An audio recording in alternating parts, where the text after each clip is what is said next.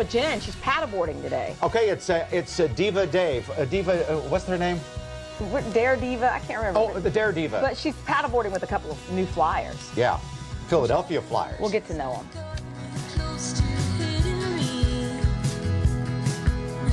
Taking me out.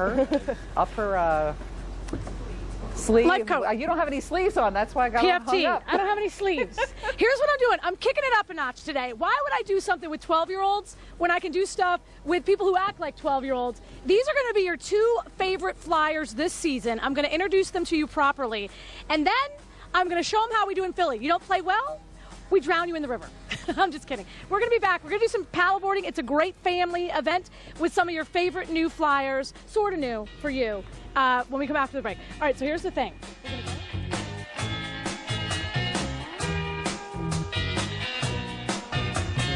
It is 8:52. Sometimes our segments are developed in an interesting way every day as we plan this show. You know, last week I was watching Jen.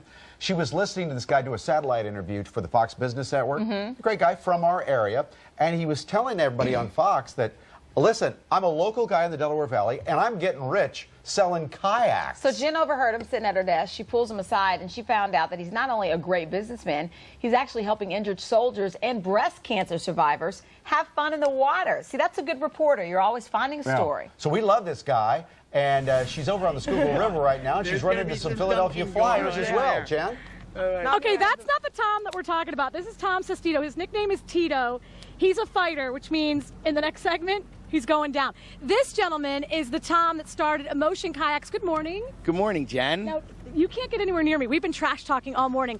We talked a little bit about this. You hooked up with the Flyers because you're helping these soldiers that were injured in the wars in Iraq and Afghanistan. Yeah, Jimmy McCrossin, the head trainer, he lives in Stone Harbor, so he called me out of the blue one time 2 years ago, and we happened to have some orange kayaks and formed a great relationship with the Flyers. You're making money doing this because families want to be with families, and they want to do something that's not $1 million boat. These things range between like $500, $1,000. Whole family can do it. No, that's exactly right. They actually range from, they started about 200 and go up to about 800. Baby. Yeah, cha-ching is actually right. But you're right.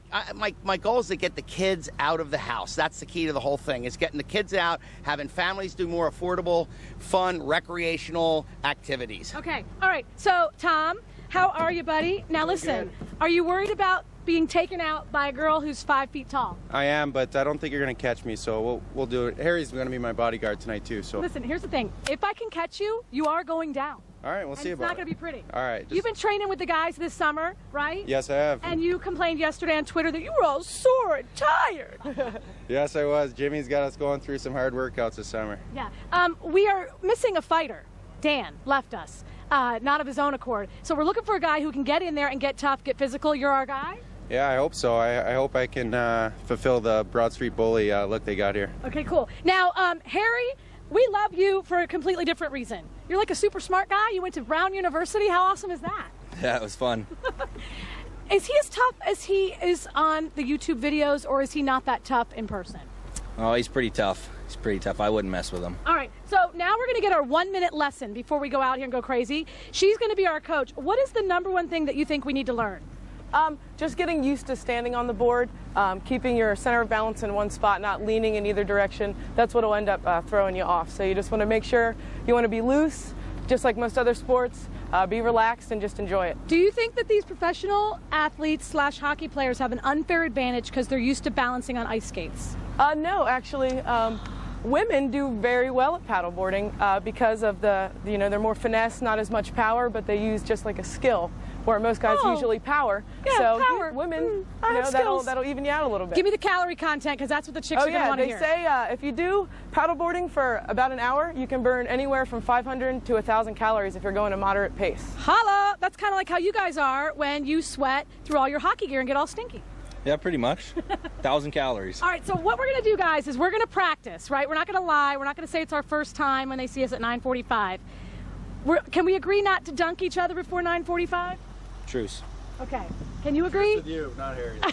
Okay, cool. So, guys, we're going to be back in an hour, and we're going to set the world on fire and/or the Schuylkill on fire. We're going to race some of those crew guys, and big money's on us. Okay, so here's the promise. Within the next hour, before 10 o'clock, you will be on the Schuylkill River, standing on that board, trying to stand up and stay up.